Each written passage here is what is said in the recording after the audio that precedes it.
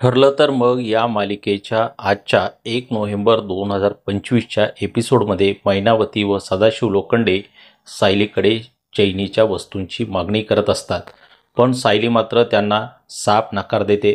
ती सांगते की जरी माझ्याकडे घराच्या तिजोरीच्या किल्ल्या असल्या, मी तिजोरीतून पैसे काढले तरीही मला कोणी काही बोलणार नसलं तरीसुद्धा मी अशा चैनीच्या वस्तूंसाठी पैसे खर्च करू शकत नाही. आधीच यांनी खूप काही केलं आहे. तुला अगदीच फोनची गरज असेल तर तू माझा वापर, पण मी त्यांचे पैसे वापरणार नाही. हे घर बाबा, अश्विन, भाऊजी आणि यांनी कमवलेल्या पैशावर चालतं. त्यांचे पैसे मी असे उधळणार नाही. सायली असं बोलताच मैनावती व सदाशिवचा हिरमोड होतो. ते आपल्या खोलीमध्ये जातात आणि सायली विरोधात बोलू लागतात. त्या दिवशी आपण हिच्याकडे चप्पल मागितली पण नाही दिली. हिला आपण कितीही गोड बोलून पैसे काढायचा प्रयत्न केला तरीही ती काही ऐकणार नाही. वाटलेलं सुभेदारांच्या घरात आपण पैशाने आंघोळ करू, पण सायली तसं होऊ देत नाही. त्यामुळे काहीतरी डोकं लावावं लागणार. मैनावतीला एक युक्ती सुचते. दुसरीकडे महिपत नागराजला फोन करून प्रियाच्या फोनचा ॲक्सेस मिळवण्याबाबत बोलत असतो. मी आत्तापर्यंत सगळ्या संकटातून वाळूसारखा निसटलो. फक्त ही प्रियाच माझ्या तोंडाला फेस आणते.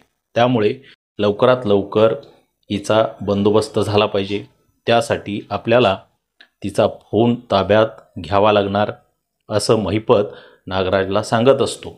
नागराज त्याला म्हणतो की मी प्रियाच्या घरी जाण्याची आणि तिचा फोन ताब्यात घेण्याची संधी शोधतो आणि लगेचच हे काम पूर्ण करतो.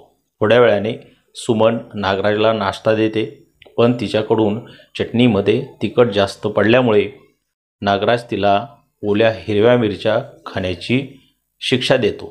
बिचारी सुमन सगळं निमूटपणे सहन करत असते. थोड्या वेळाने ती किचनमध्ये असताना प्रतिमा तिच्याशी बोलायला येते. किल्लेदारांकडे इडल्यांचा बेत असतो तेव्हा प्रतिमा बोलते की काही इडल्या सुभेदारांकडे सुद्धा पाठवायला हव्या. हे नागराज ऐकतो आणि तीच संधी आहे असं म्हणून सुभेदारांच्या घरी इडल्या घेऊन जातो. तिथे जाऊन त्याला प्रियाचा फोन ताब्यात घ्यायचा असतो. इकडे सायली विचारत असते तेव्हा अर्जुन तिला काय झालं म्हणून विचारतो. तेव्हा ती मैनावती आणि सदाशिवच्या मागण्यांबद्दल सांगते.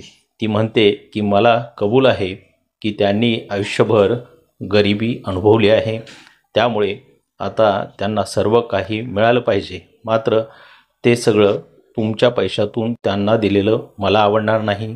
मी पूर्वी आश्रमात असताना गायनाचे क्लास घ्यायचे, असे मी आता पुन्हा घेऊ का? म्हणजे मी माझ्या पैशाने त्यांच्यासाठी काहीतरी घेऊ शकेन. अर्जुनला खरं तर हे मान्य नसतं, पण तरीही सायलीच्या स्वाभिमानासाठी तो म्हणतो की आपण यामधून नक्कीच काहीतरी सुवर्णमध्य काढू. त्यानंतर ते दोघे मिस्टर अँड मिसेस लोखंडे यांच्या रूममध्ये जातात, पण ते तिथे नसतात. असे न सांगता दोघे अचानक गायब झाल्यामुळे सायली आणि अर्जुनला चिंता वाटते. तसं ते त्यांना शोधायला बाहेर पडतात. तर मित्रांनो, असा आहे 1 नोव्हेंबरचा ठरलं तर मग या मालिकेचा भाग.